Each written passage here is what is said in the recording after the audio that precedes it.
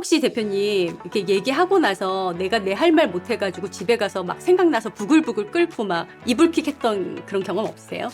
그런 것보단 내 할 말 많이 하고 나서 집에 가서 너무 기분 좋았던 것 같아요. 뭔가 후련하고 즐거웠던 대화였어. 이렇게 내 할 말을 다 하고 나면 후련하고 기분 좋잖아요. 근데 관계지향적인 사람일수록 오히려 그 사람이 불편할까봐 아니면 다른 분위기를 해칠까봐 내가 내 말을 못하는 경우들이 있거든요.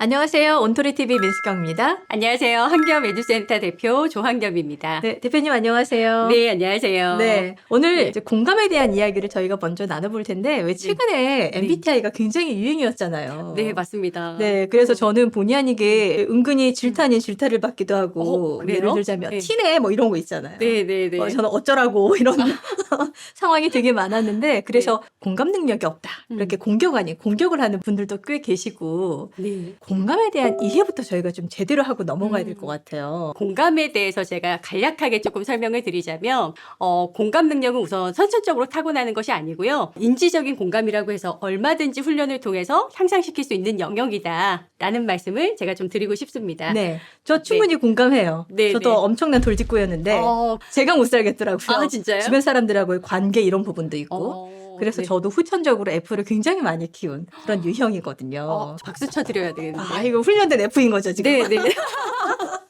자, 네. 우리가 다른 네. 사람들과의 관계에서 이제 공감이 중요하다. 이건 너무나 잘 알고 있어요. 네, 그런데 네. 공감의 표현을 어떻게 하면 되는지 이걸 잘 몰라서 어려워하시는 분들이 있더라고요. 아, 공감의 표현에 대해서요? 네네. 사람들한테 제가 조금 물어봅니다. 공감이 좀 어떤 거라고 생각하세요? 라고 물어보면 많은 사람들이 상대방의 이야기를 들었을 때 막 격하게 반응해주고 같은 편인 척 해주고 때로는 감정적으로 같이 격해져서 눈물을 흘리고 이런 것이다 라고 생각을 하시거든요. 네. 그래서 간혹 드라마를 보다가도 내가 눈물이 좀 잘 나오지 않으면 저는 조금 공감 능력이 떨어지는 사람이에요 라고 말씀하시는 분들도 계시는데요. 그거는 조금 공감 능력하고는 다른 부분이다라는 생각을 저는 좀 가지고 있어요. 네. 공감에 대해서 제가 조금 심도 있게 공부를 좀 해봤어요. 네. 그랬더니 진짜 많은 학자들이 공감에 대해서 얘기를 하는데 그만큼 중요하니까요. 그런데 합의된 정의가 하나도 없더라고요. 그래서 와, 공감에 대해서 다들 이렇게 생각하는구나. 그런데 또 찾아보니까 공감에 대해서 혼용하는 단어가요. 네. 동의한다,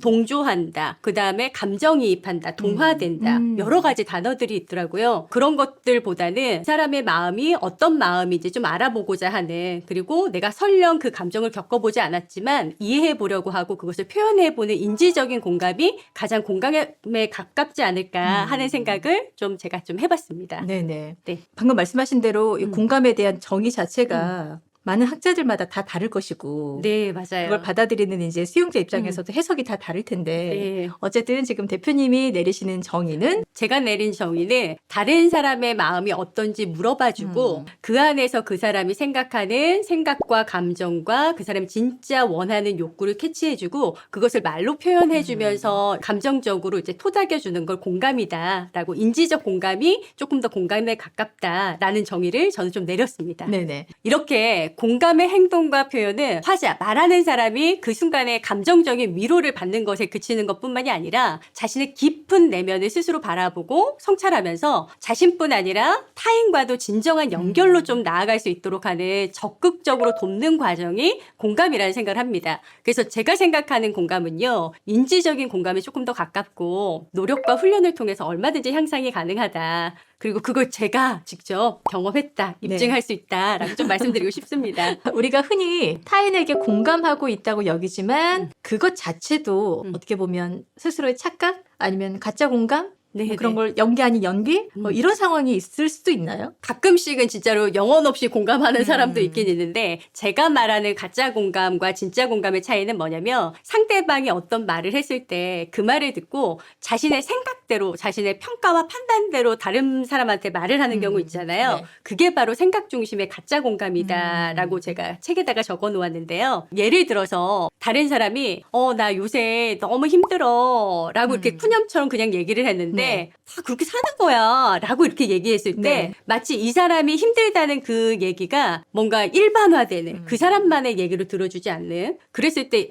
더 이상 얘기하고 싶어지지 않잖아요. 그렇죠. 차단당한 것 같아요. 뭔가 나에 대해서 평가하고 판단하고 충고하고 조언하고 때로는 단정짓고 막 지레짐작하거든요. 그런데 그렇게 말해주는 사람은 다 상대를 위해서래요. 너를 위해서야. 근데 정작 듣는 사람 입장에서는 그게 어떻게 나를 위한 거냐. 나는 오히려 상처받았다라고 할 수 있는데 그런 것들이 조금 가짜 공감이다. 라고 좀 저는 생각을 하고 있습니다. 그러면 진짜 공감은 뭐예요? 진짜 공감은요, 그 사람의 얘기를 일반화시키는 게 아니라 모두가 다 겪는 그런 얘기라고 치부하는 것이 아니라 그런 순간에 이 사람의 마음을 정확하게 읽어주기 위해서 그 사람의 얘기를 오롯이 좀 잘 들어주는 거죠. 그리고 그 말 속에서 그 사람이 그때 느꼈던 감정, 그리고 그때 진짜 중요하고 원하고 필요했던 것들이 있는데 그거를 캐치해서 말로 표현해 주는 것이 진짜 공감이다 라는 생각을 저는 가지고 있습니다. 그게 어떤 공감 능력을 향상시키는 어떤 방법이나 아니면 프로세스가 또 따로 있나요? 제가 이제 책에서는 4가지로 조금 정리를 해놨는데요. 네. 공감을 해주려면 첫 번째가요. 그 사람의 마음이 어떤지 우선 물어봐 주는 겁니다. 지금 현재 마음이 어떤데 이런 말씀 하신 거예요. 지금 생각이 어떠세요? 어떤 마음이세요? 라고 먼저 마음에 대해서 물어보면 얘기를 시작하시거든요. 그 다음에 두 번째는 뭐냐 하면은 그 사람이 내 질문을 받고 대답을 할 때 평가 판단하지 않고 오롯이 그 사람의 관점에서 들어주는 겁니다. 근데 간혹 가다 보면 사람들이 다른 사람 얘기하고 있을 때 자꾸 딴짓도 많이 하고요. 그 다음에 가장 많이 하는 게 뭐냐 하면 다른 사람의 얘기를 듣는 게 아니라요. 내가 그 얘기를 듣고 내가 내 자신하고 얘기하고 있어요. 나는 저거에 대해서 어떻게 생각하고 있지? 답변해 주려고 준비를 하고 있거든요. 그러지 말고 우선 오롯이 들어줍니다. 그 다음 세 번째는요. 상대방을 좀 적극적으로 돕기 위해서 지금 내가 얘기를 충분히 들어봤는데 그래서 지금 네 마음이 이런 거야? 혹시 이게 맞아? 라고 이제 물어봐 주는 거죠. 그러면 그 사람이 대답할 겁니다. 맞으면 맞아. 통하는 순간 갑자기 이렇게 탁 쳐요. 내 말이 그 말이야.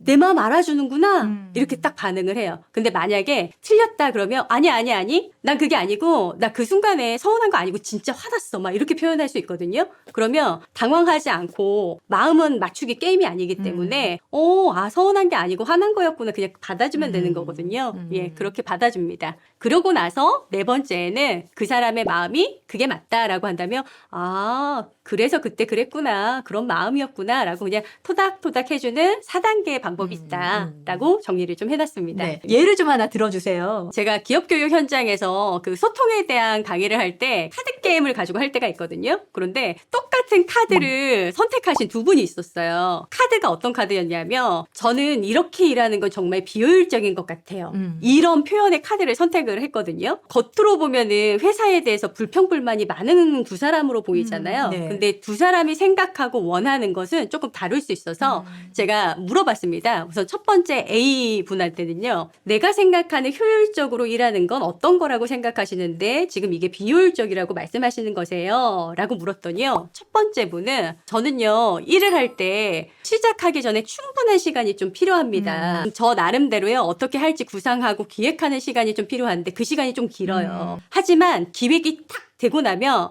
출발, 이게 스타트하는 순간부터 속도가 나기 때문에 데드라인까지는 딱 맞출 수 있대요. 근데 상사가 자꾸 왜 안 하고 생각하고 있냐고 이렇게 체근한다는 거예요. 그렇게 일하는 게 비효율적이래요. 그런데 두 번째 사람은 전혀 다른 답변을 했습니다. 네. 그 사람이 생각하는 효율적인 거는요. 이 팀 내에서 다양한 의견이 살아 숨쉬게 만드는 게 효율적이래요. 그리고 자기는 창의적인 아이디어가 늘 샘솟는 사람인데 그 창의적인 아이디어를 말 못하게 하는 그 상황이 굉장히 비효율적이다라는 말씀을 해주셨어요. 네. 그래서 제가 그 얘기를 듣고 이렇게 얘기를 했죠. 내가 가지고 있는 아이디어를 이렇게 자유롭게 표현할 수 있는 팀 내 분위기가 형성된 게 효율적인 일하기 방법이다라고 생각하시는 게 맞나요? 그래서 그 순간에 그런 감정이셨어요? 라고 했더니 그분이 갑자기 눈이 번쩍하고 반짝반짝하면서 네 맞아요 강사님 제 마음이 그 마음이에요 라고 말씀하시더라고요. 요렇게 마음을 알아주는 것이 있다. 네 말씀드리겠습니다. 네네. 네. 마지막으로 자 공감을 잘할 수 있는 방법 나름의 팁이 좀 있으실 것 같아요. 첫 번째 방법은 뭐냐면 잘 들으려면 우선 내 말을 먼저 하는 것이 좀 필요합니다. 내 말을 먼저 한다. 네네. 관계지향적인 사람일수록 오히려 그 사람이 불편할까봐 아니면 다른 분위기를 해칠까봐 내가 내 말을 못하는 경우들이 있거든요. 너무 참는군요. 네네. 네. 참는 사람들이 있습니다. 저도 그 중에 한 명이었고요. 내가 내 할 말을 못하고 참아서요. 집에 가서 괜히 막 후회되고 생각하면 생각할수록 막 열이 받고 막 부글부글 끓는 거예요. 근데 부글부글 끓고 내 감정이 이렇게 요동치고 있을 때 때는 다른 사람이 어떤 말을 해도 귀에 들리지 않잖아요. 그쵸. 내 생각하느라고. 그래서 진짜로 잘 듣기 위해서는 내 마음을 조금 비워내야 되기 때문에 그런 측면에서 먼저 말하는 것이 좀 필요할 수도 있다라는 거고요. 네. 두 번째 말은 뭐냐 하면 어떤 갈등 상황이나 분위기가 좋지 못한 대화 상황에서 상대방이 나쁜 말이나 감정을 자기도 모르게 툭 하고 표현하는 경우들이 있어요. 근데 그런 경우에 그 사람의 나쁜 감정과 말 표현에 말리지 않아야 되는 것이 두 번째입니다. 본인의 그 대화의 목적하고 벗어난 이야기로 시시비비를 가리느라고 거기다가 에너지를 다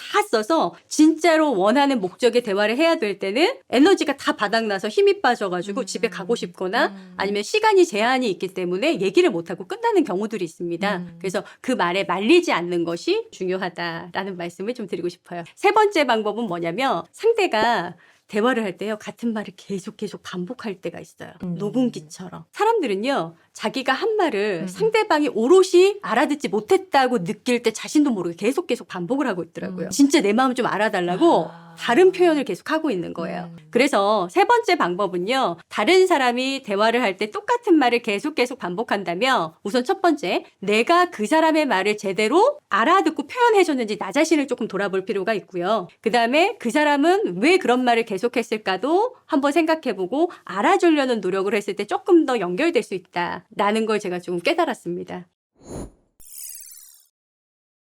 오늘 이제 대표님하고 공감에 대한 이야기를 나누면서 느낀 건 어쩌면 우리가 오히려 공감이 되게 어려운 일이라고 생각하니까 더 피하고 더 시도 못하고 이랬던 게 아닌가. 네 마음이 그런 거야? 네 마음이 그랬어? 이 한마디면 사실은 끝날 수도 있는. 네, 맞아요. 네, 서로 더 좋을 수 있는. 우리가 좀 그런 몇 가지 포인트만 잘 이해하고 있으신다면 주변 분들과 굉장히 좋은 관계를 맺고 유지할 수 있지 않을까라는 생각이 들었습니다. 끝으로 한 말씀 해주시죠. 사랑받는 대화법에 제가 진짜로 상대방하고 대화를 할 때 서로 사랑을 주고 사랑을 받는 대화법이 무엇인지를 참 구체적으로 잘 적어놨습니다. 책을 한번 읽어보시고 더 연결되고 소통하는데 도움이 되셨으면 하는 바람입니다. 감사합니다. 대표님 사랑 많이 받으시죠? 네.